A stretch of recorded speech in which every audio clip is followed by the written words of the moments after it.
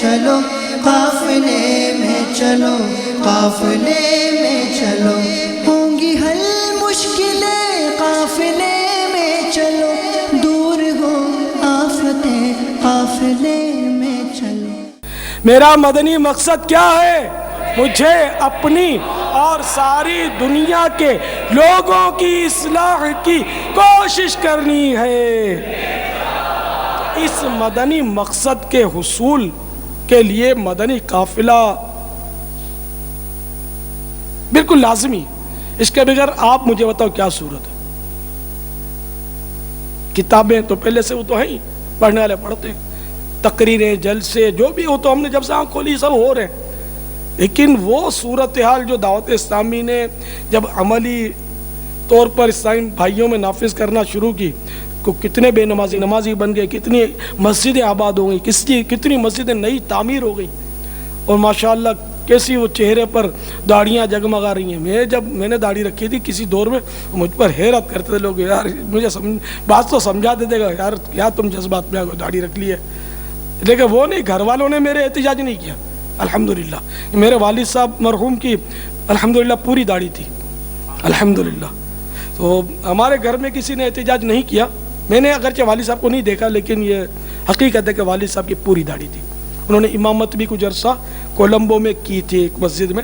ویسے نوکری پیشہ تھے مگر وہ رضاکارانہ طور پر اسی مسجد میں الحمدللہ مجھے بھی امامت نصیب ہوئی ہے رضاکارانہ طور پر. جب کولمبو گیا تھا شاید 2 مہینے یا اتنا کچھ تھوڑا بہت ٹائم میں نے وہاں کی امامت. امام صاحب نہیں تھے، سفر پہ گئے تھے اپنے وطن، مجھے کھڑا کر دیا. میں تو مسافر کی نیت سے گیا تھا، مجھے مصلی پر ہی بیٹھا تھا. میں بولا نہیں تم مغرب پڑھائی ہے پتہ نہیں، بس یہیں بیٹھے ملا آپ مقیم کی نیت کرو تاکہ 5 نمازیں پڑھاؤ.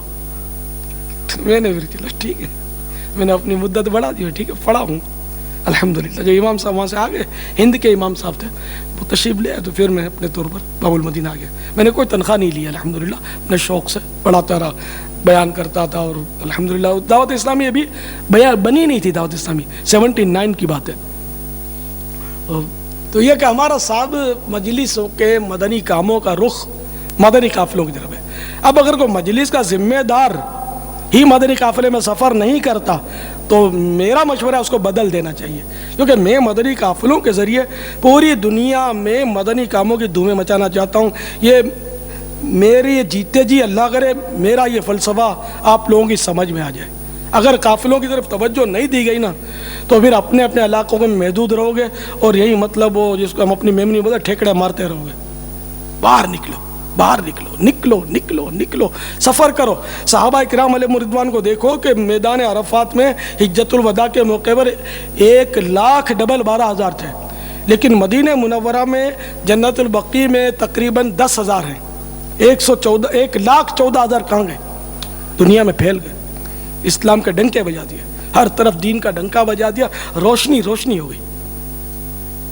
تو اس لیے بس جب تک آپ سفر نہیں کرو گے قافلوں میں، آپ بولو گے ادھر بھی کام شروع ہو جائے تو ادھر بھی کام شروع ہو جائے، تو پھر ایسے ہی شروع ہوگا. وہ پائیداری نہیں آئے گی، وہ شروع ہونا بھی بڑا مشکل ہے، کیونکہ ان کو تو کام کرنا ہی نہیں آئے گا. آپ جا کے سکھاؤ گے تو ہوگا نا. تو بیچارہ اپنے طور پر پتہ نہیں کیا کریں گے. پھر مجھے پتہ ہے نا شروع میں کیا ہوتا تھا، کام شروع ہوتا تھا پھر وہ لڑائی بھیڑائی، تو مجھ سے مشورہ نہیں، مجھے نہیں پوچھا، اور تیرا یوں، تو پتہ ہی نہیں بیچارہ بالکل وہ جیسے نئے نمازی گلڑ بازی میں کچھ پتہ ہی نہیں تو کیا کام کرنا انہوں نے.